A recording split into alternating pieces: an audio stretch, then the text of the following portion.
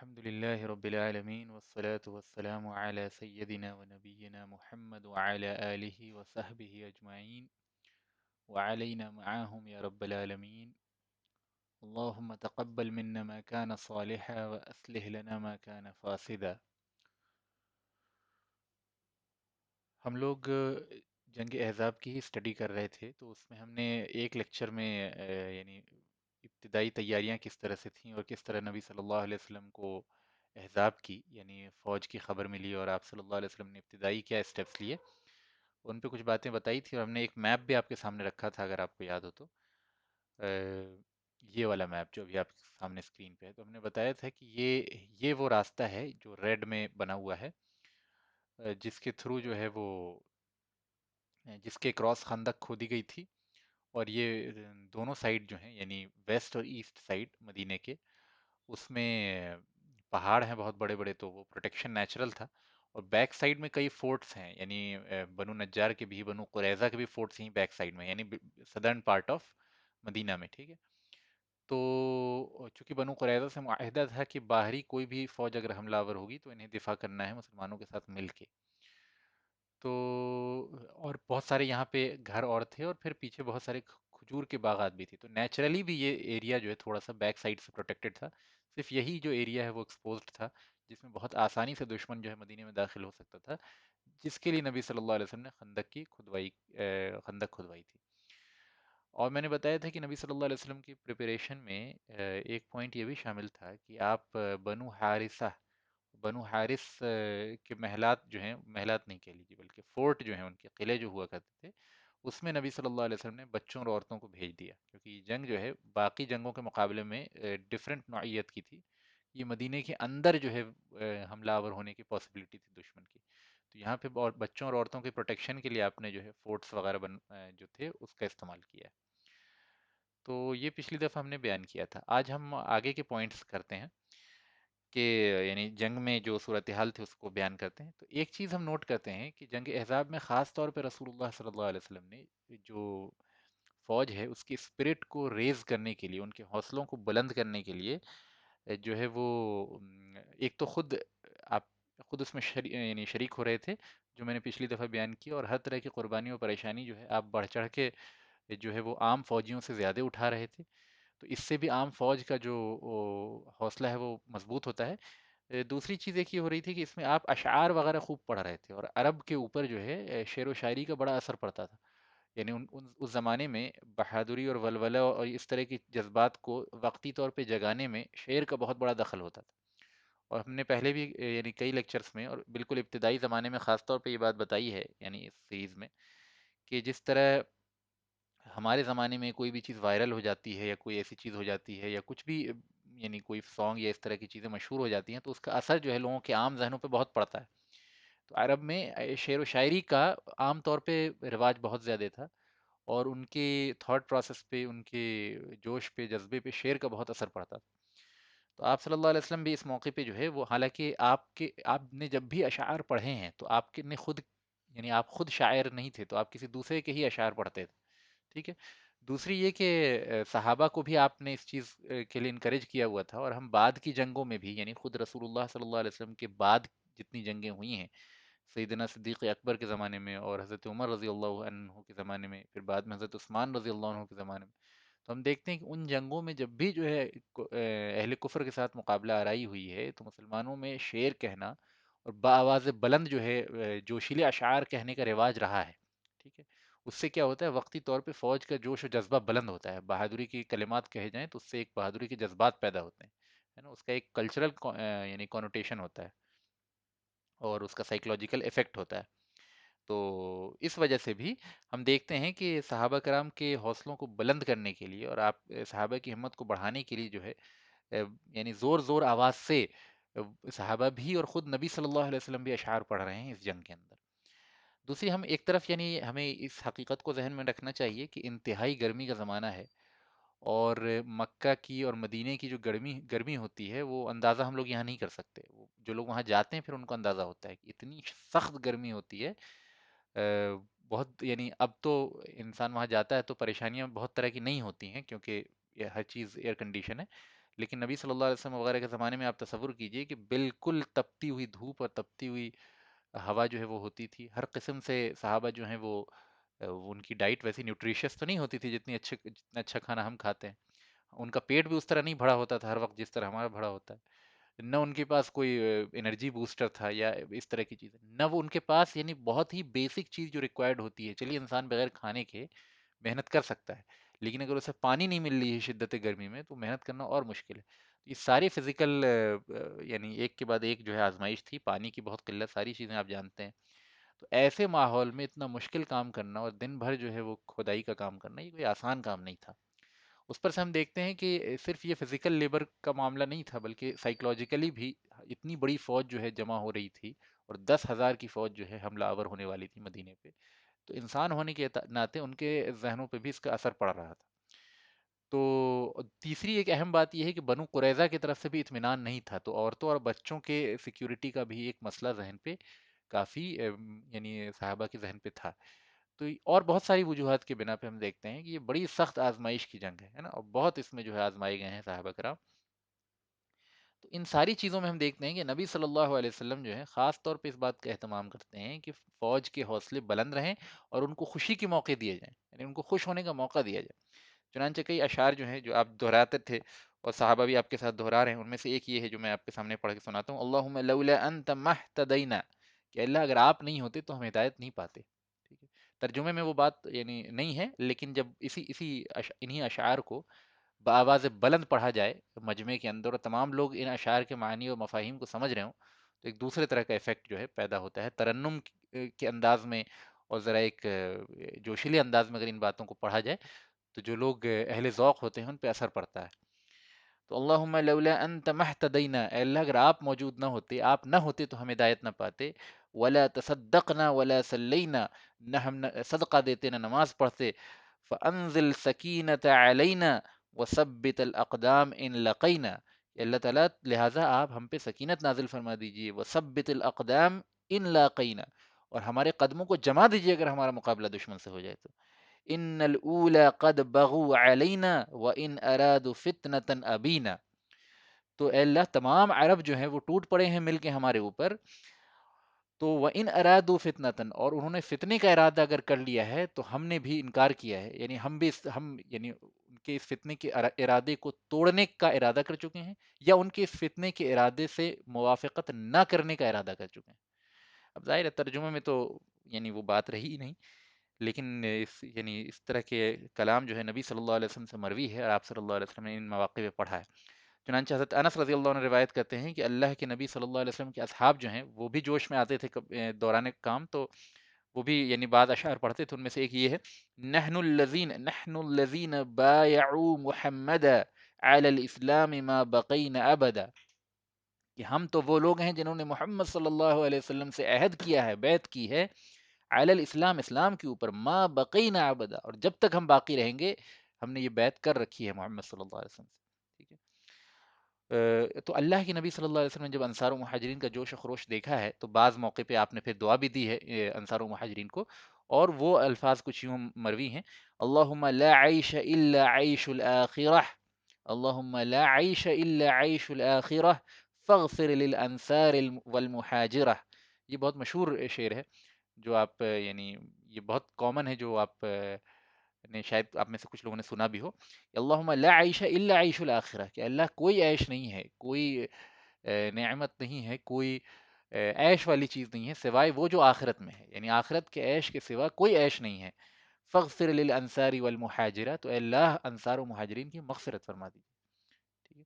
تو یہ ظاہر ہے کہ اس طرح کے دعائیہ کلمات جب نبی صلی اللہ علیہ وسلم کے زبان سے یعنی شعر کے وزن پہ نکلتے ہیں تو صحابہ کے حوصلے اور ان کی ہمتیں اور ان کا جوش و خروش جو ہے وہ بڑھ جاتا ہے، اس کو ہم لوگ ذرا تصور نہیں کر سکتے، ہم لوگ بہت ہی پیسو اور ڈل انوائرمنٹ کے پروڈکٹ ہیں، ہم لوگ نہ زبان کا ذوق رکھتے ہیں، نہ ہمارے اندر بہادری اور شجاعت والی کوئی چیز ہے، تو ہم لوگ بس پڑھ سکتے ہیں یہ باتوں کو، نہ محسوس کر سکتے ہیں، نہ ویسا ذوق ہے، نہ اتنا سینس ہے، نہ اس طرح کی مصیبت و پریشانی کو ہم نے کبھی جھیلا ہے، نہ اس طرح کا کوئی تجربہ ہے، تو ہم لوگ بڑے ہی یوں کہہ لیجیے کہ ڈل بائی پروڈکٹ ہیں،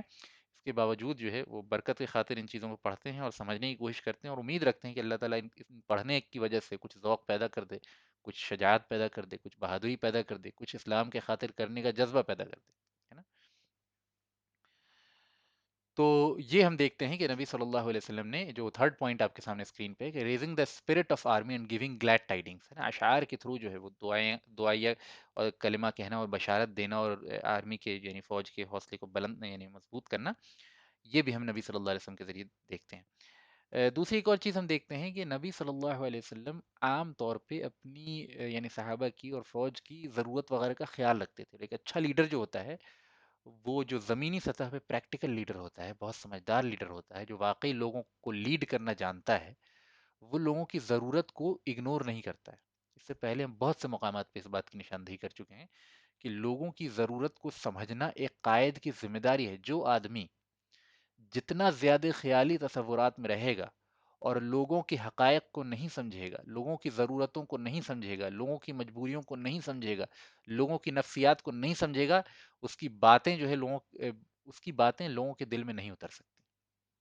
ایک مخلص آدمی جو لوگوں کی مصیبت و پریشانی کو سمجھتا ہے اور بے وجہ لوگوں کو مصیبت میں نہیں ڈالتا ہے، اس مخلص آدمی کے اندر قائدانہ صلاحیت زیادہ ہوتی ہے، لوگ اس کی طرف نیچرلی کھنچتے ہیں، لوگ اس پہ بھروسہ زیادہ کرتے ہیں۔ اور ویسے واعظ حضرات جو بڑی لمبی چوڑی جوشیلی تقریر دیتے ہیں، لیکن ان کو ایک پیسے کا بھی لوگوں کے پریشانی اور مشقت کی فکر نہیں ہوتی، ویسے لوگ صرف ممبروں پہ ہی اچھے لگتے ہیں، وہ کوئی بڑے لیڈر نہیں بنتے ہیں، ٹھیک ہے؟ تو نبی صلی اللہ علیہ وسلم کی زندگی سے ہم دیکھتے ہیں کہ آپ صلی اللہ علیہ وسلم چھوٹی چھوٹی ضرورت کا بھی خیال رکھتے تھے۔ صحابہ میں ہم اس سے پہلے بھی حضرت سلمان فارسی رضی اللہ عنہ کی بہترین اسٹوری کے ذریعے دیکھ چکے ہیں کہ ہر موقع پہ کیسے آپ نے یعنی وہ جب غلام بن کے آتے ہیں تو کیسے ان کو آزاد کرانے کے لیے آپ صلی اللہ علیہ وسلم کوشش کرتے ہیں، اور صرف کوشش نہیں کرتے ہیں بلکہ صحابہ کو جمع کرتے ہیں اور پریکٹیکل اسٹیپس لیتے ہیں ان کو کرنے کے لیے، صرف زبانی باتیں نہیں کرتے ہیں، یعنی پریکٹیکل اسٹیپس لیتے ہیں، صحابہ سے جو ہے وہ مشورے لیتے ہیں، سب سے کچھ پیسے جن سے ہو سکتا ہے وہ مدد لیتے ہیں۔ جو پیڑ روپنے کی شرط لگائی تھی یہودی نے کہ اتنے اتنے پیڑ اگر تم روپ دو گے، تو سارے صحابہ کو اس میں شامل کیا ہے اور کہا ہے کہ سب لوگ مل کے روپو، اور جو ہے مجھ سے جو ہے سب لوگ تیار کر لو اور فائنلی میں اس میں بیج ڈالوں گا۔ تو اس برکت کے نتیجے میں وہ ہوتا ہے، معاملات سارے وہ پہلے آ چکے ہیں۔ تو اس سے پتہ چلتا ہے کہ نبی صلی اللہ علیہ وسلم بہت ہی زیادہ پریکٹیکل سطح پہ صحابہ کی ضرورت کا خیال رکھتے تھے، اور یہ اتنی سخت آزمائش کا موقع تھا، اس میں بھی آپ نے صحابہ کی ضرورتوں کا خیال رکھا ہے۔ اور صحابہ کا عام معمول یہ تھا کہ خندق کی کھدائی جب کرتے رہتے تھے تو اگر ان کو کوئی ضرورت پیش آ جاتی تھی تو نبی صلی اللہ علیہ وسلم سے اجازت لے کے جاتے تھے۔ اب ظاہر ہے کہ انسان ہیں، ان کے بھی اپنی بیوی بچے ہیں، تو کچھ وقت نکال کے وہ اپنے بچوں وغیرہ کی خیریت لینے بھی جاتے تھے، ہے نا؟ سب انسانی معاشرے کے لوگ تھے، کوئی ایسا آسمان سے اترے ہوئے لوگ نہیں تھے۔ لیکن اس کے باوجود جو انہوں نے جس کمال پہ پہنچے ہیں وہ اصل میں قابل تعریف ہے نا؟ تو ہم دیکھتے ہیں کہ صحابہ جو ہیں پرمیشن لے لے کے جاتے تھے کچھ وقت کے لیے، اور ضرورت جن کو ہوتی تھی، جن کی جینوین ضرورت ہوتی تھی، تو آپ صلی اللہ علیہ وسلم ان کو اجازت بھی دیتے تھے، ہے نا؟ کچھ کی مدد بھی کرتے تھے۔ تو یہ صحابہ کا ایک ادب کا معمول تھا کہ چھوٹی سے چھوٹی بات میں بھی پرمیشن لے کے جو کرتے تھے، اور اتنی سخت آزمائش کے موقع پہ بھی کوئی یوں کہہ لیجئے کہ کسی قسم کی ناراضگی یا کسی قسم کی تکلیف یا کسی قسم میں کام سے پیچھے ہٹنے والا جو ہے انسیڈنٹ کہیں بھی رپورٹڈ نہیں ہے۔ چنانچہ سورہ نور کے اندر بھی صحابہ کی اس تعریف، صحابہ کی اس انداز کی تعریف کی گئی ہے جس کا ظہور خاص طور پہ احزاب میں کے موقع پہ خندق کی کھدائی میں اس کا ظہور ہوا ہے، لیکن ہمیشہ ہی سیرت میں یعنی مختلف مقامات پہ ہم نوٹ کرتے ہیں۔ چنانچہ اللہ تعالیٰ نے فرمایا ہے کہ انما المؤمنون الذین آمنوا باللہ ورسولہ، کہ مومن تو وہ ہیں جو ایمان لائے ہیں اللہ پہ اور اس کے رسول پہ، وَإِذَا كَانُوا مَعَهُ عَلَىٰ أَمْرٍ جَامِعٍ لَمْ يَذْهَبُوا حَتَّى يَسْتَأْذِنُوهُ، تو جب یہ لوگ یعنی یہ مومنین جو ہوتے ہیں کسی اہم کام کے لیے نبی صلی اللہ علیہ وسلم کے ساتھ ہوتے ہیں، لم يذهبوا حتى يستأذنوه، تو وہ نہیں ہٹتے، نہیں جاتے کسی دوسرے کام کے لیے جب تک کہ نبی صلی اللہ علیہ وسلم سے پرمیشن نہ لے لیں۔ ان الذين يستأذنوك، اور جو لوگ آپ سے پرمیشن لیتے ہیں، اب یہ خطاب جو ہے نبی صلی اللہ علیہ وسلم کی طرف ہے نا، جو لوگ آپ سے پرمیشن لیتے ہیں، اولئک الذین یؤمنون باللہ ورسولہ، یہ وہ لوگ ہیں جو اللہ اور اس کے رسول پر ایمان رکھتے ہیں، ٹھیک ہے؟ فَإِذِ اسْتَأْذَنُوكَ، لبعض شأنہم، تو اگر یہ لوگ اپنے بعض کام کی وجہ سے آپ سے پرمیشن چاہیں تو آپ انہیں پرمیشن دے دیں، لمن شئت، جس کے بارے میں آپ چاہیں، یعنی جس کو آپ پرمیشن دینا چاہیں تو آپ دے دیں، یعنی پرمیشن دینے کا اختیار بھی جو ہے پورا کا پورا نبی صلی اللہ علیہ وسلم کو دیا گیا ہے۔ وَاسْتَغْفِرْ لَهُمُ اللَّهُ، اور اللہ تعالیٰ سے ان کے لیے مغفرت طلب کیا کریں، ان اللہ غفور الرحیم، اور بے شک اللہ تعالیٰ جو ہے غفور ہے اور رحیم ہے۔ کئی چیزیں نوٹ کرنے کی ہے، ان میں سے ایک چیز نوٹ کرنے کی یہ ہے کہ نبی صلی اللہ علیہ وسلم کا غایت درجے ادب، یعنی نبی صلی اللہ علیہ وسلم کے ادب کے تعلق سے قرآن میں بہت سارے احکامات موجود ہیں، ان میں سے یعنی ایک ہم آپ کے سامنے پہلے بھی پڑھ چکے ہیں کہ اللہ تعالیٰ نے جو مقصد بیان کیا ہے نبی صلی اللہ علیہ وسلم کو بھیجنے کا، ان ارسلناک شاہدا ومبشرا ونذیرا لتؤمنوا باللہ ورسولہ وتعذروہ وتوقروہ وتسبحوہ بکرۃ واصیلا، کہ بے شک ہم نے آپ کو جو ہے وہ بشارت دینے والا اور ڈر سنانے والا بنا کے بھیجا ہے تاکہ لوگ ایمان لائیں آپ کے اوپر، لتؤمنوا باللہ ورسولہ، تاکہ وہ لوگ اللہ اور اس کے رسول پہ ایمان لائیں، وتعذروہ وتوقروہ، تاکہ نبی صلی اللہ علیہ وسلم کی مدد کریں اور نبی صلی اللہ علیہ وسلم کی توقیر کریں، ٹھیک ہے، وَتُسَبِّحُوهُ بُكْرَةً وَأَصِيلًا، اور اللہ تعالیٰ کی جو ہے صبح شام تسبیح بیان کیا کریں۔ نوٹ کرنے کی بات یہ ہے کہ نبی صلی اللہ علیہ وسلم کو بھیجے جانے کے مقاصد میں سے ایک مقصد یہ ہے کہ آپ کی تعظیم کی جائے۔ دوسری جگہ اللہ تعالیٰ نے اتنی سختی سے جو ہے سورہ حجرات کے اندر منع کیا ہے کہ تم آپس میں جس طرح ایک دوسرے کو پکارتے ہو، نبی صلی اللہ علیہ وسلم کو نہ پکارا کرو ویسے، ٹھیک ہے۔ پھر یہ بھی فرمایا ہے کہ نبی صلی اللہ علیہ وسلم کے بالمقابل آواز بلند نہ کیا کرو، عین ممکن ہے کہ تمہارے تمام اعمال غارت ہو جائیں اور تمہیں خبر بھی نہ ہو، ہے نا، یعنی اس طریقے ادب میں اگر تھوڑی بھی کوتاہی ہوگی تو انسان کے تمام اعمال ضائع ہو جائیں گے۔ اس درجے کا ادب ریکوائرڈ ہے رسول اللہ صلی اللہ علیہ وسلم کا، ٹھیک ہے۔ پھر ہم دیکھتے ہیں کہ جو بعض اعرابی بدو جو ہیں نبی صلی اللہ علیہ وسلم کے گھر کے باہر کھڑے ہو کے آپ کو پکارتے تھے، تو اللہ تعالیٰ نے کتنی شدت کے ساتھ رد و قدح کیا ہے ان کے اوپر سورہ حجرات کے اندر، اور بعض موقع پر سورہ توبہ میں بہت شدت کے ساتھ جو ہے ان کے اوپر رد کیا ہے اللہ تعالیٰ نے۔ پھر ہم دیکھتے ہیں کہ اس کے مقابلے میں جو لوگ تعظیم بجا لاتے ہیں، ان کی محض تعظیم کی وجہ سے اللہ تعالیٰ نے کتنے بڑے بڑے انعامات دیے اور کتنی بڑی بڑی شہادتیں دی، ان کے بارے میں گواہیاں دیں۔ چنانچہ ہم یہاں دیکھتے ہیں کہ اللہ تعالیٰ فرماتے ہیں کہ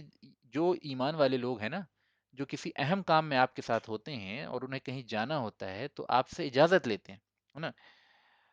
اور پھر اللہ تعالیٰ نے فرمایا ان الذین یستأذنوک اولئک الذین یؤمنون باللہ ورسولہ، اے نبی صلی اللہ علیہ وسلم جو آپ سے اجازت لیتے ہیں نا، یہ وہ لوگ ہیں جو واقعی ایمان والے ہیں، جو اللہ اور اس کے رسول صلی اللہ علیہ وسلم پہ ایمان رکھتے ہیں، یعنی ان کے ایمان کی مکمل شہادت اور گواہی اللہ تعالیٰ نے اپنے کلام میں دی، جو قیامت تک پڑھا جائے گا، ٹھیک ہے۔ تو صرف اس ادب کے نتیجے میں اللہ تعالیٰ نے ان کے ایمان کو قبول کر لیا، اور وہ اللہ تعالیٰ کے ہاں قیامت تک کے لیے مومن لکھ دیے گئے، بہت بڑی بات ہے۔ پھر ہم سورہ حجرات میں دیکھتے ہیں کہ اللہ تعالیٰ نے نبی صلی اللہ علیہ وسلم کے سامنے غایت درجے ادب کے طریقے کو جہاں بیان کیا ہے، وہاں ایک طریقہ یہ بیان کیا کہ ان الذین یغضون اصواتهم عند رسول اللہ اولئک الذین امتحن اللہ قلوبهم للتقوی، کہ جو لوگ اپنی آوازوں کو نبی صلی اللہ علیہ وسلم کی آواز کے مقابلے میں پست رکھتے ہیں، نیچا رکھتے ہیں، دھیما رکھتے ہیں، یہ وہ لوگ ہیں جن کے دلوں کو اللہ تعالیٰ نے تقوی کے لیے قبول کر لیا ہے، چن لیا ہے، ٹھیک ہے۔ تو یہ صرف ادب کا ہی نتیجہ تھا کہ نبی صلی اللہ علیہ وسلم کے ادب کے نتیجے میں اللہ تعالیٰ نے اتنی بڑی بڑی بشارتیں ان لوگوں کو دی۔ تو یہ خاص نوٹ کرنے کا پوائنٹ ہے یہاں اس آیت سے جو سورہ نور میں ہم نے پڑھا ہے اور مختلف مقامات پہ پڑھتے آئے ہیں، کہ رسول اللہ صلی اللہ علیہ وسلم کا ادب جو ہے وہ کسی دوسرے کے ادب کے جیسا نہیں ہے، جیسے استاد کا ادب کیا جاتا ہے، جیسے ماں باپ کا، ہم لوگ تو وہ بھی نہیں کرتے، لیکن چلیے یعنی مان کے چلتے ہیں کہ ہم یہ کام کرتے ہیں، تو استاد کا جس طرح ادب کیا جاتا ہے، جس طرح ماں باپ کا، بڑوں کا جس طرح عام طور پہ ادب کیا جاتا ہے، ویسا ادب نہیں ہے۔ نبی صلی اللہ علیہ وسلم کا ادب بذات خود مقصد ہے نا، نبی صلی اللہ علیہ وسلم سے محبت بذات خود مقصد ہے نا، یہ صرف گڈ مینرز میں نہیں ہے بلکہ یہ واجب ہے، اور واجب ہی نہیں، ایمان کا لازمی تقاضا ہے، یعنی اگر کوئی شخص بہت ایمان رکھتا ہو اللہ اس کے رسول پہ اور بہت سارے اعمال لے کے جائے اور اس ادب میں تھوڑی سی کوتاہی کر دے تو اس کے تمام اعمال جو ہیں غارت ہو جائیں گے، قرآن اس کی شہادت دیتا ہے۔ تو یہ ادب دوسروں کے ادب جیسا نہیں ہے،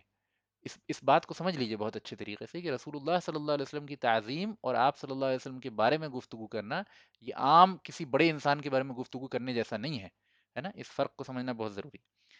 پھر ہم دیکھتے ہیں کہ نبی صلی اللہ علیہ وسلم کو جب بھی کسی کے کا جینوین ایکسکیوز لگتا تھا تو آپ جو ہیں پرمیشن دے دیا کرتے تھے۔ تیسری چیز ہم یہاں اس آیت میں نوٹ کرتے ہیں کہ اللہ تعالیٰ نے فرمایا کہ آپ جن کے لیے چاہیں اجازت دے دیں، گویا کہ نبی صلی اللہ علیہ وسلم کو اس معاملے میں بھی فل اتھارٹی، یعنی کوئی جینوین ایکسکیوز لے کے بھی آئے اور آپ چاہیں تو منع کر دیں تو اللہ کی طرف سے کوئی پکڑا نہیں،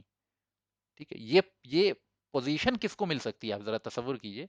کہ ایک شخص جینوین ایکسکیوز کے ساتھ بھی آئے، ایسا ہوا نہیں ہے کبھی تاریخ میں، لیکن میں ایک ہائپوتھیٹیکل کیس بتا رہا ہوں کہ ایک جینوین ایکسکیوز کے ساتھ بھی ایک شخص آئے نبی صلی اللہ علیہ وسلم کے پاس اور آپ چاہیں تو اسے اجازت نہ دیں، یہ قرآن سے قطعی طور پہ ثابت ہے نا؟ یہ کیا نہیں آپ نے ابھی کبھی، آپ نے بہت سارے اختیارات کو اپنے استعمال نہیں کیے، لیکن قرآن اس بات کی شہادت دے رہا ہے کہ اگر نبی صلی اللہ علیہ وسلم کے پاس کوئی جینوین ایکسکیوز کے ساتھ بھی آئے اور آپ منع کر دیں اس کو، تو بھی آپ کے اوپر کوئی پکڑ نہیں ہے، آپ کے اوپر کوئی حرج نہیں ہے، لیکن آپ نے ایسا نہیں کیا ہے۔ لیکن ایک اور چیز ہم نوٹ کرانا چاہتے ہیں جو اللہ تعالیٰ نے یہاں فرمائی ہے، وَاسْتَغْفِرْ لَهُمُ اللَّهُ، اور اللہ تعالیٰ سے ان کے لیے مغفرت طلب کریں، اللہ تعالیٰ سے ان کے لیے استغفار کرتے رہیں۔ یہ کتنی پیاری تعلیم ہے کہ نبی صلی اللہ علیہ وسلم کو ایک چیز سکھائی جا رہی ہے کہ آپ جو مسلمانوں کے ساتھ معاملہ کریں تو یہ معاملہ جو ہے یعنی درگزر کا معاملہ ہو، اور اگر ان سے کوئی خطا بھی ہو جائے یا ان سے کوئی کمی بھی ہو جائے تو نبی صلی اللہ علیہ وسلم کو تلقین کی گئی ہے کہ آپ ان کے لیے معافی مانگا کریں۔ بہت سے مقامات پہ اللہ تعالیٰ نے صحابہ کے لیے معافی مانگنے کا اور دعائیں مغفرت کرنے کی نبی صلی اللہ علیہ وسلم کو تلقین کی ہے۔ تو اس سے صحابہ کا بھی مقام بلند سمجھ میں آتا ہے اور اللہ تعالیٰ کی رحمت سمجھ میں آتی ہے کہ اللہ تعالیٰ کہ یہاں قانون ثابت ہے کہ نبی جو ہوتے ہیں ان کی دعائیں مقبول ہوتی ہیں، اور اللہ تعالیٰ نے ہی مغفرت کا اور رحمت کا ہی ارادہ کیا نا صحابہ کے لیے، تبھی تو نبی کو حکم دیا کہ ان کے لیے مغفرت کی دعا کیا کریں۔ اب اگر نبی نے مغفرت کی دعا کر لی تو اللہ تعالیٰ کے یہاں یہ بات پختہ ہو گئی کہ ان کی مغفرت ہو جائے گی۔ تو یہ اللہ تعالیٰ کی عین رحمت ہے جس کو ہم لوگ بعض دفعہ بھول جاتے ہیں، یعنی ایک طرف نبی صلی اللہ علیہ وسلم کی بے پناہ رحمت کا تذکرہ کرتے ہیں تو اللہ تعالیٰ کی رحمت جو ہے، جو تمام رحمت کا منبع ہے نا، تمام رحمت کا سورس ہے، وہ ذات باری تعالیٰ کی ذات ہے، اس کو بھول جاتے ہیں بسا اوقات، اور یا اس کا تصور ذہن میں نہیں آ پاتا۔ لیکن ذرا سوچئے کہ نبی صلی اللہ علیہ وسلم کی رحمت بھی اللہ کے دینے سے ہے، اور نبی صلی اللہ علیہ وسلم کو رحیم اور غفور اللہ نے بنایا ہے نا، یعنی رعوف اور رحیم اللہ نے بنایا ہے، اور نبی صلی اللہ علیہ وسلم کو صحابہ کے لیے اور مسلمانوں کے لیے مغفرت طلب کرنے کی تلقین بار بار کی ہے اللہ تعالیٰ نے، گویا یہ اللہ کا ارادہ ہے، اللہ چاہتا ہے یہ ایسا ایسا معاملہ ہو، ہے نا؟ تو یہ اللہ کی مزید رحمت کو سگنیفائی کرتا ہے، ان اللہ غفور الرحیم، اور بے شک اللہ تعالیٰ جو ہے وہ غفور الرحیم ہے۔ ٹھیک ہے، آگے چلیے اگلا پوائنٹ، ایک سیکنڈ کا مجھے وقت دیجیے۔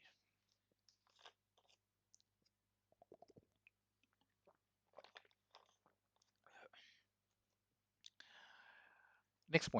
پوائنٹ یہ تھا کہ جب خندق کھود گئی تھی یا کافی حصہ کھود گیا تھا تو صرف خندق کھودنے پہ اکتفا نہیں کیا، بلکہ اس کی پروٹیکشن کے لیے آپ صلی اللہ علیہ وسلم نے مسلسل جو لوگوں کو معمور کیا ہے، چنانچہ چھوٹے چھوٹے دستے میں صحابہ کی فوجوں کو تقسیم کیا، اور ہر فوج باری باری سے جو ہے خندق کی پروٹیکشن کا کام کرتی تھی، یہاں تک کہ رات کے وقت بھی خندق کو خالی نہیں چھوڑا جاتا تھا کہ دشمن آ کے خندق کو مٹی ڈال کے بھڑا نہ دے اور پھر آسانی سے داخل ہو جائے،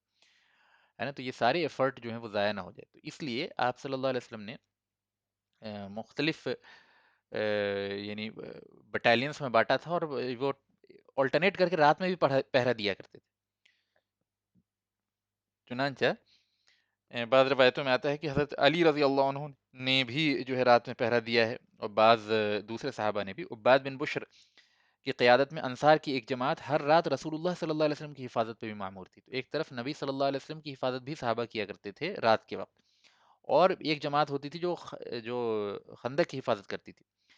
اور آپ صلی اللہ علیہ وسلم خود بھی بذات خود جو ہے چل چل کے جا کے رات کے کچھ حصے میں خندق کی حفاظت کیا کرتے تھے، اور خندق کی کا معائنہ کیا کرتے تھے، ٹھیک ہے؟ چنانچہ اس بعض روایتوں میں آیا ہے کہ صحابہ کرام نے خندق کی کھدائی کا کام آپس میں تقسیم کر لیا تھا، 10 10 افراد کو 40 40 ہاتھ کی جگہ کھودنے کا کام ڈسٹریبیوٹ ہوا تھا، ٹھیک ہے؟ اس طرح سے آپس میں ڈیسائیڈ ہوا تھا۔ کام کی نگرانی کچھ اس طرح تھی کہ کوئی بھی آدمی جو ہے اس خاص موقع پہ نبی صلی اللہ علیہ وسلم کی اجازت کے بغیر کہیں نہیں جا سکتا تھا، اور یہ بہت ضروری ہوتا ہے، یہ ہمیشہ ضروری ہے کہ ایک امیر ہو، اور امیر ظاہر ہے لائق امیر ہونا چاہیے، اب رسول اللہ صلی اللہ علیہ وسلم سے بڑھ کے لائق کون ہوگا، لیکن عام حالات میں بھی امیر وہ ہونا چاہیے جو سب سے زیادہ جس کے شخصیت میں کی طرف لوگ آسانی سے اطاعت کر سکیں، ہے نا؟ یعنی اس کے اندر کمانڈنگ کیپیسٹی ہونی چاہیے، اس کے اندر لیڈرشپ اسکل ہونی چاہیے، اس کے اندر یہ صلاحیت ہونی چاہیے کہ لوگوں کو چند قوانین کا پابند بنا سکے، ہے نا؟ اس کے اندر یعنی شجاعت بہت زیادہ ہونی چاہیے، شجاعت ہونی چاہیے بہت زیادہ. اردو میں شجاعت بھی بول دیتے ہیں، لیکن عربی میں صرف صحیح ورڈ جو ہے شجاعت ہے. ٹھیک ہے. تو اس طرح سے جو ہے نبی صلی اللہ علیہ وسلم کی پرمیشن، اور اس سے انتظامیہ سمجھ میں آتی ہے کہ بہت سی ایسی چیزیں جو عام حالات میں حلال ہوتی ہیں، اس میں کوئی پرابلم کی بات نہیں، انسان ضرورت کے لیے کہیں نکل جائے کوئی بڑی بات نہیں ہے، انسان آزاد ہے. لیکن جنگی صورتحال میں بہت سارے احکامات جو ہیں وہ معطل ہو جاتے ہیں، اور ایک نیا قانون، ایک نیا انتظام کا پابند انسان کو ہونا پڑتا ہے نا. تو اس موقع پہ کسی کا کہیں موو کرنا بھی الاؤڈ نہیں تھا سوائے رسول اللہ صلی اللہ علیہ وسلم کے پرمیشن کے. چنانچہ آپ خندق کا معائنہ ہمیشہ کرتے تھے، اور خود ہر ایکشن، چھوٹا سے چھوٹا اسٹیپ بھی جو ہے آپ نے اس موقع پہ اس جنگ میں خود سے لیا ہے. یعنی آپ نے کسی اور کو اپنی طرف سے اپوائنٹ نہیں کیا ہے، مختلف جنگوں میں آپ کرتے تھے ایسا، لیکن اس میں نہیں کیا. چنانچہ جب آپ صلی اللہ علیہ وسلم کے ہاتھ میں پوری کی پوری ذمہ داری تھی، تو اس کا پلس پوائنٹ یہ ہوا کہ ایک ایکشن نبی صلی اللہ علیہ وسلم کی مرضی کے مطابق ہوا یا نبی صلی اللہ علیہ وسلم کے گائیڈنس کے اندر ہوا، تو ہر چیز جو ہے پائے تکمیل تک پرفیکشن کے ساتھ پہنچی. ٹھیک ہے. اب ہم دیکھتے ہیں، یہ تو کچھ یعنی اس خندق کے یعنی کھودنے کے تعلق سے، اور کچھ اور امور سے ان کے تعلق سے. لیکن ایک چیز اور سمجھنا بہت ضروری ہے کہ یہ وہ موقع ہے جس جس سے زیادہ سخت آزمائش عام طور پہ پوری کی پوری امت مسلمہ پہ نبی صلی اللہ علیہ وسلم کے دور میں اس سے زیادہ سخت آزمائش کبھی نہیں آئی.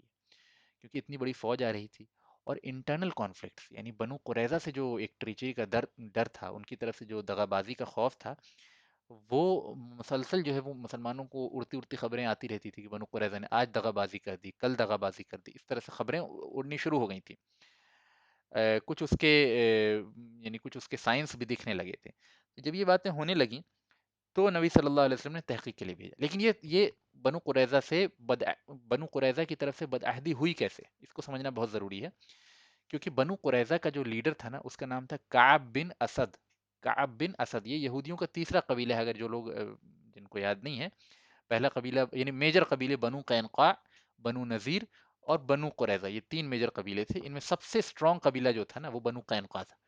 سب سے اسٹرانگ. لیکن وہ بدر کے بعد ہی ان کو جلا وطن کر دیا گیا تھا، ہٹا دیا گیا تھا. ان کے سارے یعنی تفصیلات بدر کے موقع سے آ گئی تھیں. دوسرا ہم نے بہت تفصیل سے پڑھا تھا، دوسرا قبیلہ بنو نذیر کے بارے میں، اور انہوں نے جو دغا بازی کی ہے وہ ہم دیکھتے ہیں کہ جنگ احد کے بعد جو ہے ان کے ساتھ بھی وہی معاملہ ہوا جو بنو قینقاع کے ساتھ ہوا تھا. پھر اس کے کانٹیکس میں ہم نے سورہ حشر بھی پڑھی تھی. تیسرے جو قبیلہ تھا بنو قریظہ، یہ بھی مضبوط قبیلہ تھا. ان کے قلعے بہت مضبوط ہوا کرتے تھے. ان کا لیڈر جو تھا اس کا نام تھا کعب بن اسد. کعب بن اسد نام یاد رکھیے گا. اور بنو نذیر جن کو نکالا گیا تھا مدینے سے احد کے بعد، ان کے لیڈر کا نام تھا ہوئی بن اخطب. ہوئی بن ہوئی بن اخطب یہ جو تھا، اس کے بارے میں نے آپ کو پہلے بھی بتایا تھا. جب بنو نذیر کے بارے میں ہم پڑھ رہے تھے تو ہم نے بتایا تھا کہ اس کا نام یاد رکھیے گا، کیونکہ آگے بھی اس کا رول آئے گا. تو اگر آپ کو یاد ہو تو ہم نے بتایا تھا کہ بنو نذیر جو ہیں، جب ان کو نکالا گیا مدینے سے، تو یہ لوگ جا کے جو ہے خیبر میں آباد ہو گئے ہیں، اور یہ مسلسل چالیں چل رہے ہیں. اور یہ پورا کا پورا جنگ جو احزاب ہے، وہ اصل پلان جو ہے سب سے پہلے بنو نذیر کا ہی آرکیٹیکٹ تھا یہ، ہے نا. ان کی ہی پلاننگ تھی، ان کی ہی پوری تدبیریں تھیں، جیسا کہ ہم دیکھ چکے ہیں پہلے بھی، یعنی اس جنگ کے بیک گراؤنڈ کو جو ہم نے پچھلے لیکچر میں بیان کیا تھا. بنو نذیر نے اتنی بڑے لشکر کو جمع کر لیا، اور 10,000 کی فوج یعنی قریش اور غطفان اور دیگر ان کے حلیف قبائل جو ہیں ان کو جوڑ کے اتنی بڑی فوج تیار کر لی، خود جنگ میں شامل نہیں تھے. انہوں نے اب یہ دیکھا کہ اگر ہم اندر سے بھی یعنی اگر بنو قریظہ کو تھوڑا راضی کر لیں کہ وہ اندر سے مسلمانوں پہ حملہ آور ہو جائیں، اور باہر سے تو اتنی بڑی فوج ہے ہی، تو اس کے نتیجے میں بالکل پس کے رہ جائیں گے مسلمان اور رسول اللہ صلی اللہ علیہ وسلم، معاذ اللہ. ایسا انہوں نے سوچا. تو ان کا جو لیڈر تھا ہوئی بن اختب، وہ خاموشی سے آتا ہے، کعب بن اسد سے ملتا ہے مدینے آ کے. ٹھیک ہے. اور وہ کہتا ہے کہ ایسی ایسی باتیں ہیں اور تم لوگ تیار ہو جاؤ. ابتدان شروع میں بہت حیرت کی بات ہے، کعب بن اسد تیار نہیں ہوا. اس نے کہا نہیں، تم خود نکل چکے ہو مدینے سے، تمہیں خود نکال دیا گیا ہے، اپنی حرکتوں سے باز نہیں آئے ہو، تم ہمیں بھی ڈبواؤ گے. ٹھیک ہے. لیکن وہ چونکہ وہ بھی یہودی تھے، وہ بھی یہودی تھا، اور پھر یہ کہ قبائلی تعلقات تو تھے ہی، تو وہ کنوینس کرتے کرتے الٹیمیٹلی اس نے جو ہے کعب بن اسد کو دغا بازی کرنے کا اور محمد صلی اللہ علیہ وسلم سے بدعہدی کرنے کے لیے راضی کر لیا. چنانچہ بنو قریظہ جو ہے اس بات کے لیے تیار ہو گئے کعب بن اسد کی لیڈرشپ میں کہ ہم رسول اللہ صلی اللہ علیہ وسلم سے دغا بازی کریں گے اور ان سے بدعہدی کریں گے، اور بہت بار نبی صلی اللہ علیہ وسلم سے ان لوگوں نے بدعہدی کی ہے اور آپ نے پھر ریکنسائل کیا ہے، اور کئی بار یعنی آپ جب بھی دیکھتے ہیں بنو قینقاع کا معاملہ ہوا تو نبی صلی اللہ علیہ وسلم نے دوبارہ عہد بنوایا بنو نذیر سے، بنو قریظہ سے. پھر جب بنو نذیر کا معاملہ ہوا تو بنو قریظہ سے پھر تیسری بار جو ہے وہ ری پیکٹ کیا ہے، کہا کہ اب تو تم نہیں توڑو گے، یہ سارے عہد جو ہیں کئی بار لیے جا چکے ہیں. اور پھر جو میثاق مدینہ جو ابتدان مدینہ کے میں جب نبی صلی اللہ علیہ وسلم کا داخلہ ہوا ہے اس زمانے میں جو آپ نے میثاق مدینہ لکھوایا تھا اس میں بھی یہ بات کئی کلوزز میں پوائنٹس میں آ چکی تھی. اس کے باوجود جو ہے بنو قریظہ اس بات کے لیے تیار ہو گئے کہ ہم رسول اللہ صلی اللہ علیہ وسلم سے دغا بازی کریں گے. چنانچہ جب نبی صلی اللہ علیہ وسلم نے سب سے پہلے جب آپ کو اس بات کی خبر ہوئی تو زبیر بن العوام رضی اللہ عنہ، یہ عشرہ مبشرہ میں سے ہیں، بہت بڑے جنتی ہیں، اور نبی صلی اللہ علیہ وسلم کے دفاع میں مکے میں ہی سب سے پہلے انہوں نے تلوار نکالی تھی. ان کا واقعہ ہم نے بہت ابتدا میں بیان کیا تھا. یہ عشرہ مبشرہ میں سے ہیں، بہت بلند صحابی ہیں، اور یہ ان لوگوں میں سے ہیں جن کو حضرت عمر رضی اللہ عنہ نے اپنے بعد 6 لوگوں کی جو کمیٹی بنائی تھی تو ان میں ایک یہ بھی تھے، کہا تھا کہ تم لوگ آپس میں مل کے جو ہے ڈیسائیڈ کرنا کہ خلیفہ کون ہوگا. تو یہ اتنی بڑے مقام یعنی بلند مقام کے تھے، اور جنگ احد میں بھی بہت بہادری کے ساتھ انہوں نے نبی صلی اللہ علیہ وسلم کا دفاع کیا. شجاعت اور بہادری کے لیے بہت زیادہ نون تھے، one of the most courageous and brave amongst the اصحاب رسول اللہ صلی اللہ علیہ وسلم. تو ان کو بھیجا زبیر بن العوام کو، کہا کہ معاملے کا کچھ سد بدھ لے کے آؤ. تو یہ جب واپس آئے تو انہوں نے بتایا کہ وہ قلعوں کے راستوں کی مرمت کر رہے ہیں، یعنی قلعوں کو مضبوط بنا رہے ہیں اپنے بنو قریظہ، اور راستوں کو اچھا کر رہے ہیں، اور انہوں نے اپنے تمام مویشی کو ایک جگہ جمع کر لیا ہے. یہ سب سائنس ہوتے ہیں کہ کوئی بڑا ایکشن لینے والے ہیں. ٹھیک ہے. تو یہ جب خبر ہوئی تو نبی صلی اللہ علیہ وسلم کو کچھ اندازہ ملنے لگا. پھر آپ صلی اللہ علیہ وسلم نے فوراً ایکشن نہیں لیا اور مزید آبزرو کیا، تو دیکھا کہ بنو قریظہ جو ہے کئی اونٹ جو ہیں وہ بھی بھیج رہے ہیں قریش کے پاس، اور یعنی سپلائیز جس کو کہا جاتا ہے، کیونکہ قریش نے جب محاصرہ سیج ڈالا ہوا تھا قریش اور غطفان کی فوج نے مدینے کا، تو ان کے پاس فوڈ کی اور باقی چیزوں کی ایک سرٹن لمیٹڈ اماؤنٹ ہی ہوگی نا. بنو قریظہ کے اپنے پورے کھیت تھے، پورے یعنی ساری پروڈکشن ہو رہی، تو یہاں سے وہ بھیج رہے تھے خاموشی سے. اس کی بھی خبر نبی صلی اللہ علیہ وسلم کو لگ گئی. چنانچہ نبی صلی اللہ علیہ وسلم نے فائنل پروف کے لیے بھیجا سعد بن معاذ رضی اللہ عنہ، بہت بلند صحابی ہیں، جانتے ہیں، اور ان کا ذکر کئی بار آ چکا ہے. میں نے بتایا کہ انصار میں سب سے افضل جو صحابی ہیں وہ سعد بن معاذ رضی اللہ عنہ ہی ہیں، اور انہی کی وفات پہ جو ہے بعض مشہور روایت میں آتا ہے کہ رحمان کا عرش جو ہے وہ جھوم گیا تھا، ہل گیا تھا. تو اس کی تفصیل آگے آ جائے گی. سعد بن معاذ اتنے بلند صحابی ہیں. دوسرا سعد بن عبادہ جو ہیں یہ بھی مشہور صحابی ہیں، اور میں نے ان کا ذکر پہلے بھی کیا ہے، اور لیڈر تھے اپنے قوم کے. ان کو عبداللہ بن رواحہ اور خوات بن جبیر رضی اللہ عنہم اجمعین، ان چاروں کو بھیجا کہ معاملے کو کا مزید پتہ لگا، اور خاص طور پہ ان کو ہدایت کی کہ ان طلیقوا حتی تنظروا احق ما بلغنا عن هؤلاء القوم ام لا. تو تم ان لوگوں کے پاس جاؤ یہاں تک کہ تم دیکھ لو، جانچ پرکھ لو کہ جو ہم تک خبریں پہنچی ہیں ان لوگوں کے بارے میں کہ یہ لوگ دغا بازی کرنے والے ہیں اور یہ ٹریچری کرنے والے ہیں، کیا وہ سچ بات ہے یا نہیں. فَإِن كَانَ حَقًّا فَالْهِنُوا لِي لَحْنًا أَعْرِفُهُ وَلَا تَفُتُّوا فِي الْأَعْضَادِ النَّاسِ. بہت پیاری بات ہے، سنیے. اور اگر یہ سچی بات ہوئی کہ انہوں نے دغا بازی کی ہوگی تو فرمایا، نبی صلی اللہ علیہ وسلم نے فرمایا فَالْهِنُوا لِي لَحْنًا، تو میرے پاس آ کے بس اشارہ کرنا ہے نا، میرے پاس آ کے کیا کرنا، اشارہ کرنا، اعرفوہ، ایسا اشارہ کرنا جسے میں سمجھ جاؤں. ولا تفتو فی اعداد الناس، اور یہ خبریں لوگوں میں پھیلا کے لوگوں کو کمزور نہ کرنا، یعنی لوگوں کے حوصلے ٹوٹیں گے نا کہ ایک طرف اتنی بڑی فوج سامنے سے آ رہی ہے، پیچھے سے بنو قریظہ بھی حملہ آور ہونے والے ہیں، تو عام لوگوں میں بری خبر نہیں پھیلانا چاہیے، ہے نا، نہیں پہنچنی چاہیے، اسے فوج کا جو حوصلہ ہے وہ ٹوٹتا ہے. فَإِن كَانُوا عَلَى الْوَفَاءِ، اور نبی صلی اللہ علیہ وسلم نے آگے فرمایا اور اگر وہ اپنے عہد پہ قائم ہو، وفا پہ قائم ہو، بنو قریظہ بدعہدی نہ کر رہے ہوں، تو فرمایا فیما بیننا، جو ہمارے درمیان عہد ہے اگر اس کی وفاداری کر رہے ہوں وہ بینہم فجہروا بہ للناس، تو ان کی وفاداری کا اعلان کھلے عام لوگوں میں کر دینا. ٹھیک ہے. کئی پوائنٹس ہیں نبی صلی اللہ علیہ وسلم کی اس ہدایت سے، نبی صلی اللہ علیہ وسلم کی اس کمانڈ سے کئی پوائنٹس نکل کے سامنے آتے ہیں. ان میں سے ایک یہ کہ آپ کو مختلف شواہد سے یہ بات پتہ چل رہی تھی، although not 100%، بٹ اندازہ ہو گیا تھا کہ بنو قریظہ دغا بازی کرنے والے ہیں. اینڈ اٹ واز ناٹ بعید، it was not unheard of from them. It was very possible that they were going to do this. اس کے باوجود نبی صلی اللہ علیہ وسلم نے صرف ان افواہوں کے بنا پہ ایکشن نہیں لیا. بہت امپورٹنٹ قاعدہ ہے کہ اگر کوئی آدمی اپنی برائی کے لیے نون بھی ہو، تو بھی جسٹ بیکاز کہ اس سے ایکسپیکٹڈ ہے سم تھنگ، اور اس کے بارے میں کوئی غلط خبر آپ تک پہنچ گئی، تو فوراً اس کی تصدیق نہ کریں اور فوراً بڑا ایکشن نہ لیں. ٹھیک ہے، یہ بھی ایک چیز سمجھ میں آتی ہے کہ نبی صلی اللہ علیہ وسلم نے بار بار تحقیق کروائی. ٹھیک ہے، اور سب سے پہلے زبیر بن العوام کو بھیجا اور معاملے کی کچھ سود بود لے کے آئے، انہوں نے کچھ انڈیکیشنز دیے. پھر ان چار کو بھیجا، سعد بن معاذ، سعد بن عبادہ، عبداللہ بن رواحہ اور خوات بن جبیر. ان چاروں کو بھیجا. نوٹ کیجئے یہ چاروں لیڈرز ہیں. نوٹ کیجئے کہ یہ چاروں بہت عقل مند ہیں، اپنی قوم میں اپنی عقل و ذہانت کے لیے مشہور ہیں. یہ لوگ جو ہوتے ہیں، جو بہت ذہین ہوتے ہیں، جو بہت معاملے کی یعنی معاملے کی دقت نظری کے ساتھ جو ہے وہ جائزہ لیتے ہیں، ان کو بھیجا جاتا ہے. جذباتی قسم کے لوگوں کو یا بہت کم عقل لوگوں کو یا جو آسانی سے کسی کی بات میں بھی آ جائیں، ان لوگوں کو اس طرح کی تحقیقی کام کے لیے نہیں بھیجا جاتا ہے. یہ نبی صلی اللہ علیہ وسلم کی سنت ہے. نوٹ کیجیے اس بات کو. ٹھیک ہے. پھر ہم ایک چیز نوٹ کرتے ہیں کہ نبی صلی اللہ علیہ وسلم نے کہا کہ جاؤ اور یہاں تک کہ دیکھ لو کہ ان لوگوں کے بارے میں جو باتیں ہم تک پہنچی ہے وہ سچی ہیں کہ نہیں. اگر سچی ہیں تو خاموشی سے آ کے مجھے بتانا ہے. اس سے ایک اور چیز سمجھ میں آتی ہے کہ ایک افیکٹو لیڈر جو ہوتا ہے،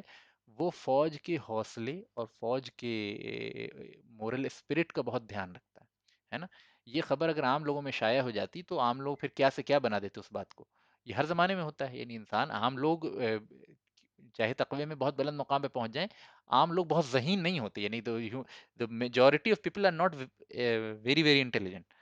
اور اسپیشلی سیاسی معاملات میں عام لوگوں کی سمجھ جو ہے، چاہے اپنے آپ کو کتنا ہی سمجھدار سمجھیں، کم ہوتی ہے بہت. اور اس طرح کے جنگی معاملات میں تو اور کم ہوتی ہے. تو اسی لیے انسانوں کو لیڈرز کی ضرورت پڑتی ہے.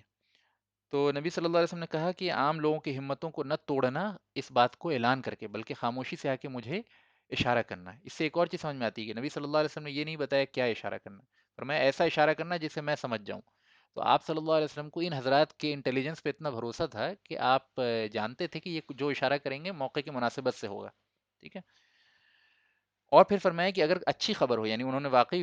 دغا بازی نہیں کی ہو اور ہمارے خلاف نہیں ہتھیار اٹھائے ہوں، ہم سے غداری نہیں کی ہو، تو عام اعلان کر دینا، تاکہ یعنی اچھی خبر عام لوگوں کو پہنچے تو ان کے دل جو ہے ذرا مضبوط ہو. یہ بھی نبی صلی اللہ علیہ وسلم کی تدبیر میں سے ایک تدبیر ہے. چنانچہ جب معاملہ ہوا اور پتہ چلا کہ جو ہے وہ واقعی انہوں نے بدعہدی کی ہے، تو یہ چاروں حضرات جب واپس آتے ہیں تو دور سے ہی اعلان کرتے ہیں. غالباً سعد بن معاذ ہی دور دور سے کہتے ہیں اللہ کے رسول کو، عزل والقارہ. نبی صلی اللہ علیہ وسلم مجلس میں بیٹھے ہوئے تھے اور انہوں نے دور سے فرمایا عزل والقارہ. عزل اور قارہ دو قبیلے تھے جنہوں نے پاسٹ میں مسلمانوں کو کی دغا بازی کے خلاف دغا بازی کی تھی. ٹھیک ہے. تو بس آ کے ان دو قبیلے کا نام لیا اور نبی صلی اللہ علیہ وسلم سمجھ گئے کہ جو ان لوگوں نے کیا تھا وہی بنو قریظہ کرنے والے ہیں. تو اس سے ان صحابہ کی انٹیلیجنس بھی سمجھ میں آتی ہے، اور اس سے نبی صلی اللہ علیہ وسلم کی حسن تدبیر بھی سمجھ میں آتی ہے کہ کس طرح آپ نے اشارہ کرنے کے لیے کہا، اور صحابہ کتنی انٹیلیجنٹلی انہوں نے اشارہ کیا کہ دو قبیلے کا بس نام بول دیا، کسی کو کوئی کانو کان خبر نہ لگی کہ کیا بات ہوئی. اب نبی صلی اللہ علیہ وسلم کو جب معلوم چل گیا کہ اس طرح کی بدعہدی ہونے والی ہے، تو انہوں نے 300 مجاہدین کے ہمراہ جو ہے مدینے کو کے پہرے کے لیے بھیج دیا، اس علاقے میں جس طرف سے بنو قریظہ سے حملے کا خطرہ تھا. ٹھیک ہے. تو نبی صلی اللہ علیہ وسلم نے اور پھر خندق پہ بھی معمور کر دیا چند ٹکڑیوں کو، وہ باری باری سے خندق کی حفاظت کرتی ہیں، اور ادھر 300 لوگوں کو جو ہے ایک طرف سے بنو قریظہ کے علاقے کے پاس جا کے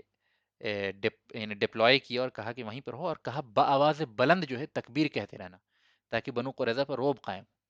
ٹھیک ہے. اس سے سمجھ میں آتا ہے کہ بآواز بلند تکبیر کہنا ہر زمانے میں مشرکین اور کفار کے دل کو دہلاتا رہا ہے. ہر زمانے میں ان کو اس سے تکلیف ہوتی رہی ہے. ہر زمانے میں جو ہے وہ ان کے دل جو ہے اس سے ڈر جایا کرتے ہیں. اور اس بات کو نبی صلی اللہ علیہ وسلم کی زبان صادق سے بھی اس بات کی تصدیق ہوتی ہے کہ آپ نے فرمایا کہ بآواز بلند جو ہے تکبیر کے نعرے لگاتے رہنے کا حکم دیا بنو قریظہ کے علاقوں میں، تاکہ وہ مرعوب ہو جائیں اور وہ ان کے اوپر ایک جو ہے وہ خوف کی کیفیت طاری ہو. اور یہ بھی سائیکلوجیکل وے ہوتا ہے دشمن کو ڈیفیٹ کرنے کا. تو انشاءاللہ تعالی آج میں اپنی بات کو یہیں پہ ختم کرتا ہوں.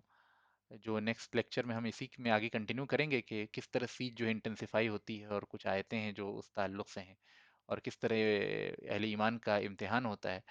اور کچھ اور واقعات ہیں، کچھ جو مائنر فائٹس بھی ہوئی ہیں ان کا بھی ذکر کریں گے انشاءاللہ تعالی۔ تو آج کے لیے میں سمجھتا ہوں اتنا کافی ہے،